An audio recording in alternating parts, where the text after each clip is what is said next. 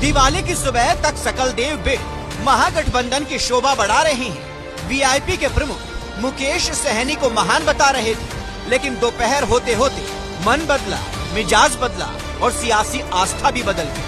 हमारे आदरणीय हिंदू सम्राट चौधरी चुनाव नहीं लड़ रहा है, यहाँ से सकलदेव बिंद चुनाव लड़ रहा है।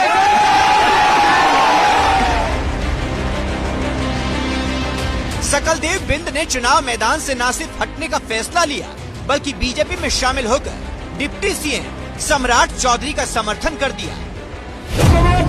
समाज अति पिछड़ा समाज आरजेडी को हरा कर ताकत दिखा कर देना है। वीआईपी से नाता तोड़ने के बाद सकलदेव बिंद अब बीजेपी के नेता हो गए हैं। सम्राट चौधरी ने तारापुर जिताने की जिम्मेदारी सौंप दी है। हमारे भाई सकलदेव बिंद जी, हमारा भाई आपके बीच में लगातार काम करता रहेगा और आपके सुख की बात करता। ये चुनाव नहीं को लड़ रहा, हमको तो रोज प्रचार करने के लिए बाहर जाना है साहब।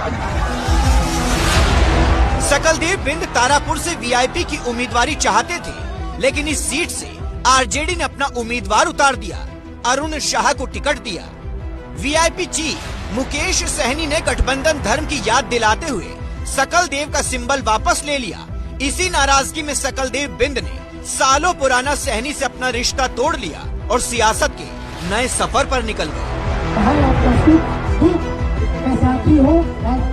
बहुत से दर्शकों को सकलदेव बिंद के बारे में पता नहीं होगा, तो उन्हें उनकी कुछ तस्वीरें देखनी चाहिए।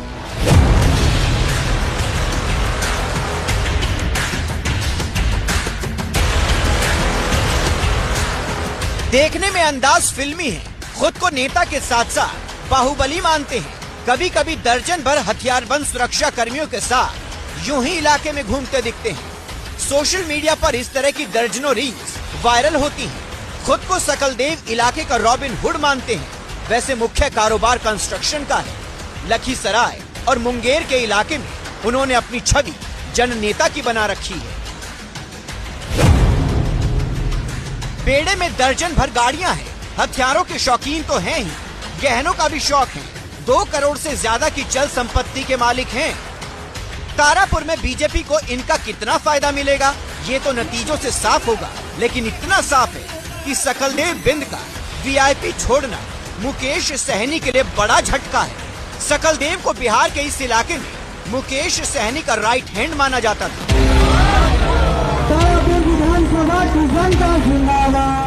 5 साल से सकलदेव लखीसराय जिला वीआईपी के अध्यक्ष थे।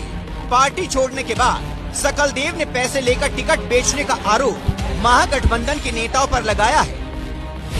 दबाया गया, बहुत राजद के लोग बहुत बड़ा संयत करके मेरा टिकट काटा गया। हम 2-3 साल से हम मेहनत कर रहे हैं और कहीं कहीं तेजस्वी प्रसाद यादव मेरे साथ बहुत बड़ा अन्याय किया। इसका न्याय का भुगतना पूरे बिहार में पड़ेगा और पिछड़ा समाज में कोई वोट नहीं करेगा।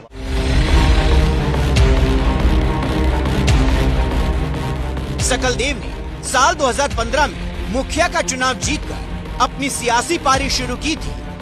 लखीसराय के चानन इलाके में सकलदेव का घर पड़ता है।